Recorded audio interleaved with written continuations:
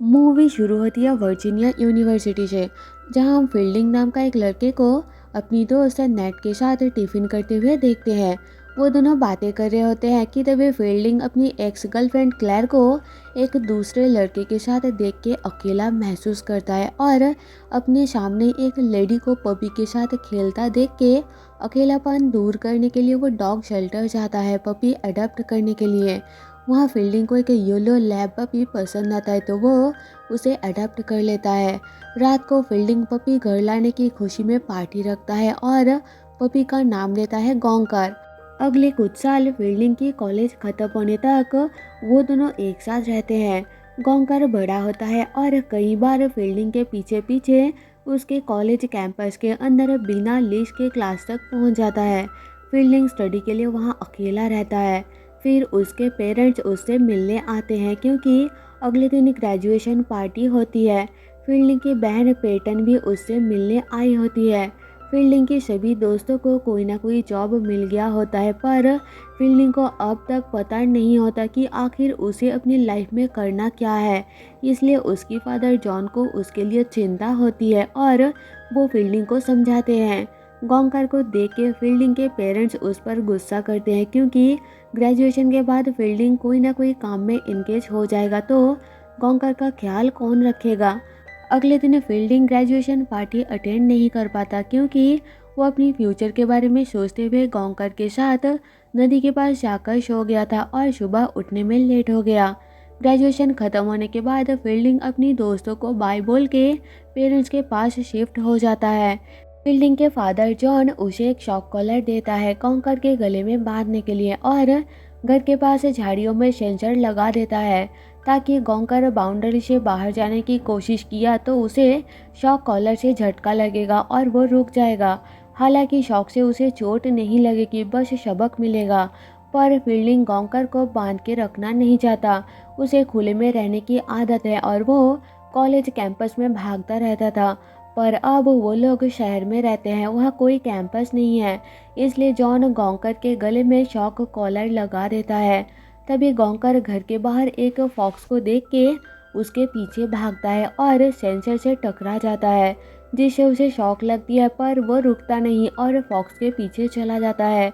ये देख के जॉन शॉक्ड होता है कि शॉक लगने से गोंकर रुका नहीं तो फील्डिंग कहता है कि गोंकर कोई नॉर्मल डॉग नहीं, वो स्पेशल है।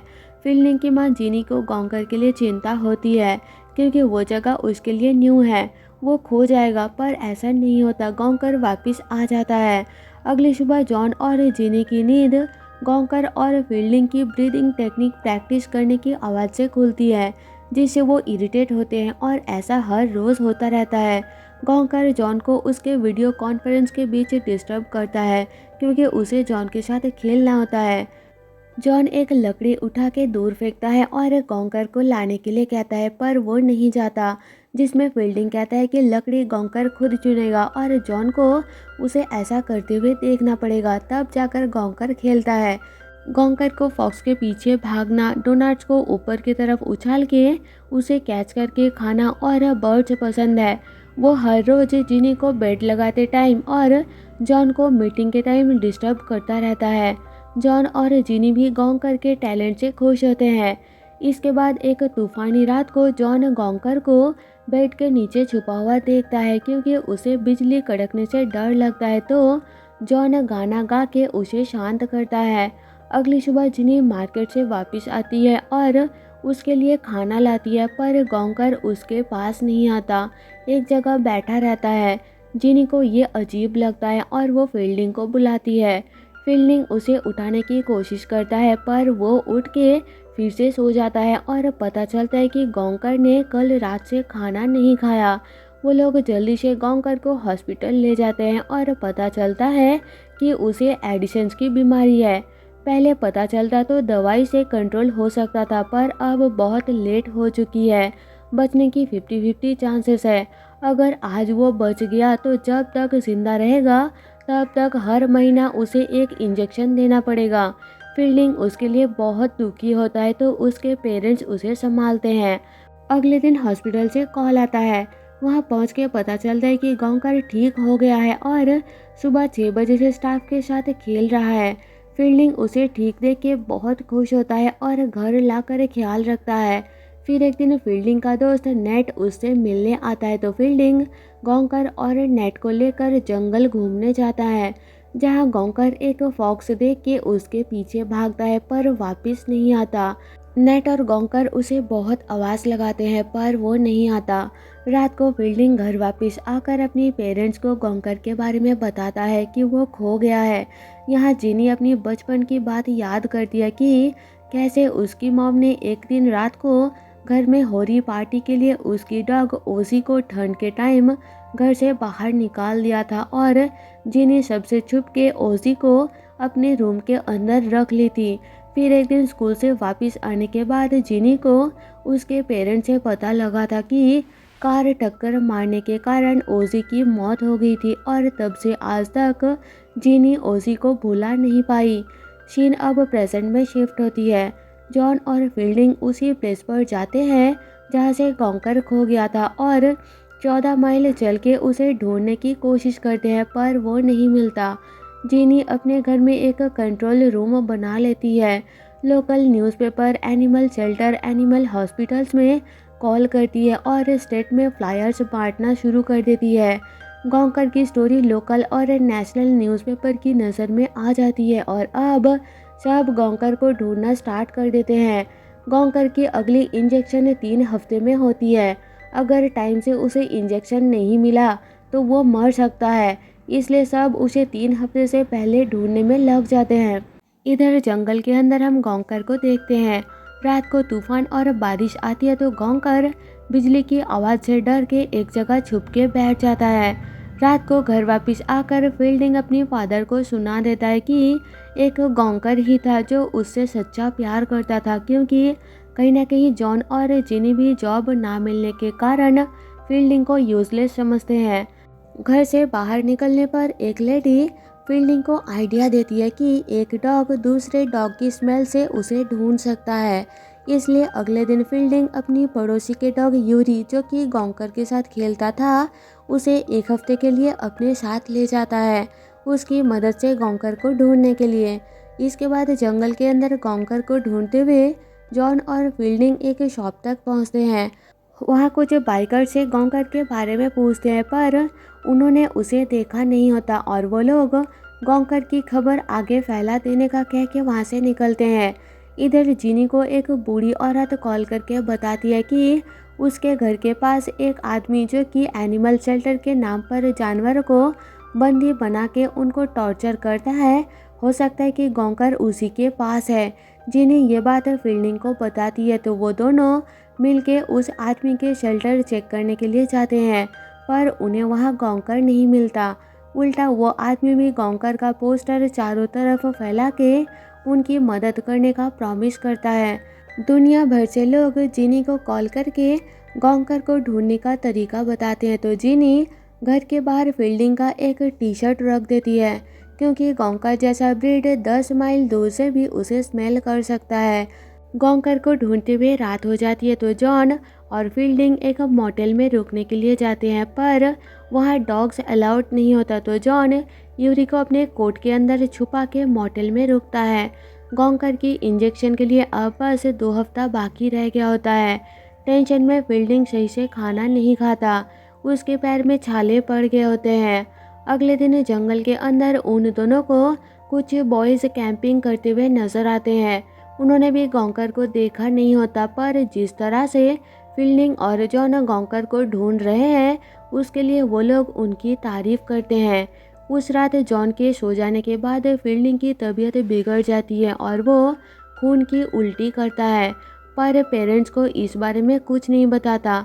अब इंजेक्शन के लिए 6 दिन बाकी रह गया होता है। दोनों पहाड़ के ऊपर की तरफ जाने का डिसाइड करते हैं। यूरी को उसके ओनर के पास वापस छोड़ने का टाइम आ जाती है तो जॉन उसे लेकर कार से घर के तरफ निकलता है और फील्डिंग पैदल जंगल के अंदर से पहाड़ के ऊपर की तरफ जाने के लिए निकलता है और दोनों 10 घंटे बाद रात को एक प्लेस पर मिलने का डिसाइड करते हैं। घर वापस आकर जॉन जिनी को उसके बचपन की डॉग ओजी को याद करके रोते हुए देखता है। बचपन में जिनी ने खुद से वादा किया था कि वो फिर कभी किसी डॉग के करीब नहीं आएगी। पर अब फिर से वही सब हो रहा है जो कि उसे हर्ट कर रही है। जॉन उसे संभालता है और गॉन्कर को ढूंढ लाने का प्रॉमिस करता है। रात को जॉन फील्डिंग से मिलने उसी प्लेस पर जाता है, पर फील्डिंग वहां पहुंचा नहीं होता। ऊपर से उसका फ़ोन भी नहीं लगता, तो जॉन टेंशन में आ जाता है। 2 घंटा इधर उधर ढूंढने पर फील्डिंग मिल जाता है। उसकी हालत बहुत ख़राब होता है। गॉन्कर को ढूंढने के लिए आज वो 24 माइल पैदल चला होता है। उसके पैर से खून निकल रहा होता है। होटल जाकर जॉन फील्डिंग का मरहम पट्टी करता है और कहता है कि उसे अपने बेटे पर नाज है, क्योंकि वो हमेशा दूसरों की मदद करने के लिए तैयार होता है। उन्होंने कभी फील्डिंग को यूजलेस नहीं समझा। ये सुन के फील्डिंग खुश होता है और दोनों बाप बेटे की रिलेशन फिर से ठीक हो जाती है। अगले दिन दोनों फिर से जंगल के अंदर निकल पड़ते हैं। रास्ते में उन्हें नेट मिलता है। नेट भी गॉन्कर को ढूंढ रहा होता है। फिर तीनों मिलके एक रेस्टोरेंट में खाने के लिए जाते हैं, जहाँ कुछ बॉयज़ के साथ फील्डिंग का झगड़ा हो जाता है, तो जॉन उन बॉयज़ को डरा के भगा देता है। अब बस 2 दिन बाकी रह गया होता है। एक शेल्टर से कॉल आता है और बताया जाता है कि उन्हें एक येलो लैब मिला है जिसे एडिशंस की बीमारी है, तो हो सकता है कि वो गॉन्कर है। जॉन और फील्डिंग जल्दी से वहाँ पहुँचते हैं, पर वो गॉन्कर नहीं होता, तो फील्डिंग बहुत दुखी हो जाता है। वो रोने लगता है, तो जॉन उसे संभालता है। दोनों फिर से गॉन्कर की तलाश में निकल पड़ते हैं। रास्ते में फील्डिंग सो जाता है, तो उसकी हालत को देखते हुए जॉन गाड़ी घुमा के उसे घर ले आता है। नीचे जाके खुद को घर में देख के फील्डिंग रोते हुए अपनी फादर के पास आकर कहता है कि वो गॉन्कर को ढूंढना बंद नहीं कर सकते।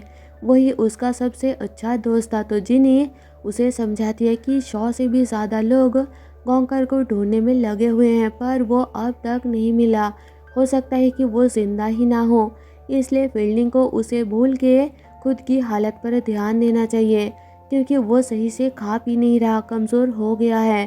फील्डिंग मान जाता है और अगले दिन उसे उसकी बहन पेटन कॉल करती है, तो फील्डिंग उसे बताता है कि वो बीमार है। कुछ हफ्तों से पानी के अलावा कुछ भी खाता है तो उसे दर्द होता है, शायद वो मरने वाला है। उसने अब तक अपने बारे में किसी को नहीं बताया, क्योंकि उसकी बात पता चलने पर सब गॉन्कर को ढूंढना बंद कर देते। पेटन उसे ये बात अब जल्दी पेरेंट्स को बताने के लिए कहती है, तो फील्डिंग पेरेंट्स के पास जाता है। इससे पहले कि वो कुछ भी बता पाए, तभी मैट नाम का एक आदमी कॉल करके बताता है कि 2 दिन से गॉन्कर जैसा दिखने वाला एक डॉग उसके घर के बाहर कचरे से खाना खाता है और बासी डोनाट मिलने पर उसे हीरो के जैसा उछाल के खाता है। ये सुन के उन्हें समझ आ जाता है कि वही गॉन्कर है और जल्दी से 111 माइल दूर वेस्ट वर्जीनिया मैट के घर पहुंचते हैं। फील्डिंग गॉन्कर को आवाज़ लगाता है, पर वो नहीं आता। मैट कहता है कि वो डॉग एक पेड़ के नीचे बैठा रहता है और कचरे में खाना देख के उसे उठा के खाता है।